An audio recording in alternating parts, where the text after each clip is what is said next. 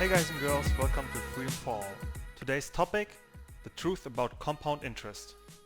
There's actually a lot of material out there, and today I'm going to show you my view on this topic. Disclaimer, before we get into this, I'm not a financial advisor, so you should figure out for yourself what you want to do with your money. I can just talk about this topic, but at the end what you do with your investments or what you do with your money, this is totally up to you. Okay, so let's get into the video. I built a little table that we can look at right now to explain to you the truth about compound interest. So let's go. Okay, so here we are. So as you can see, all you have to put in here is your initial investment, your monthly saving, and your annual return rate in percent. Then I put up here a timeline of 30 years, and over here is just some more information. You can pause the video and go through this if you want.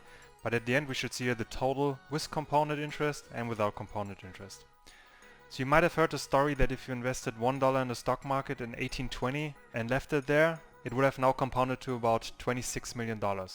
Well, to be honest, I actually don't have 200 years left. I barely got 30. So let's look at some more realistic values.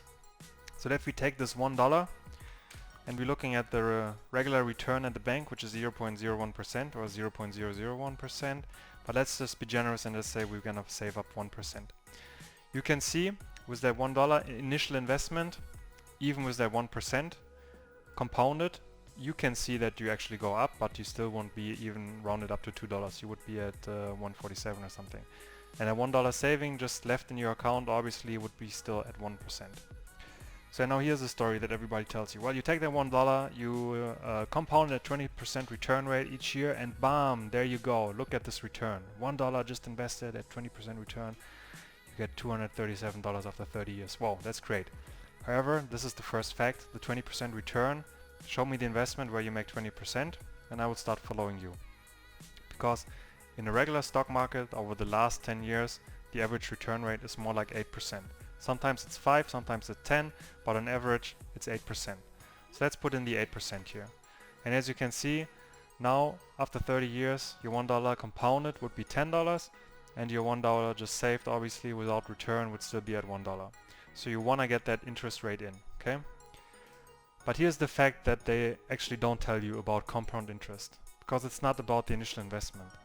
Let's just go with a monthly saving of $1, and I'm sure everybody could save $1 a month. And here we go. Bam. Look at this. Going from $1 initial investment, just $1 saved each month at an 8% annual return, we would get up to $1,480. Look at this difference compared to 361. Obviously you still save up to 361, but look at this huge difference right here. And this is the second fact that they don't tell you about compound investment. It's about the monthly rate to compound your interest correct and to get the huge returns. Okay, so let's just play around with this a little bit, right? So let's say we take this $1 out, we are still at 8% realistic and you invest $1,000. So now we see there's a $1,000 investment initially, 8% return annual basis. You still keep the 1,000 after 30 years obviously. After 30 years you would get to $10,000. Okay, not bad, not bad. But let's look at a monthly savings rate of $100. And there we go. $156,000 compared to $10,000 with a monthly saving of just $100 each month for 30 years at an 8% return rate. Because your savings amount goes up and this is where the compound hits on. And this is the most important factor, this one right here. Because to tell you the truth, the initial investment as well as the return you can't really control. You can't control how much money you have right now today. You can't control what the market will yield every year. What you can control is your monthly saving and what you're gonna start saving today. And now with this table, you can set yourself a goal and you know what you have to do. So let's say you want to get $2 million. And I can tell you right now what you have to do to get $2 million because I looked at it beforehand.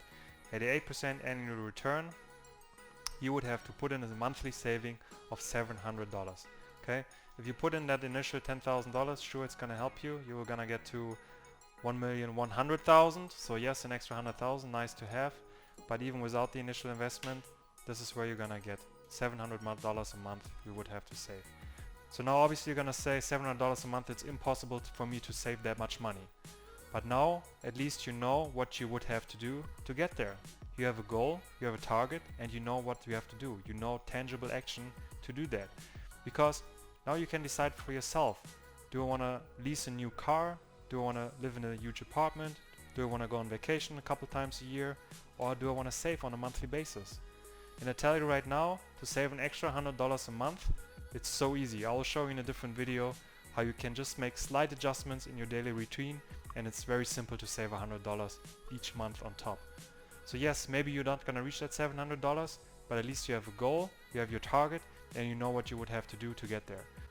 But then it's in your hands what you're gonna do, and if you take responsible for the monthly saving or not. This is completely up to you. And again, let's just say you have $50 a month. At least you can start with the $50 a month saving, which would still be quite the amount.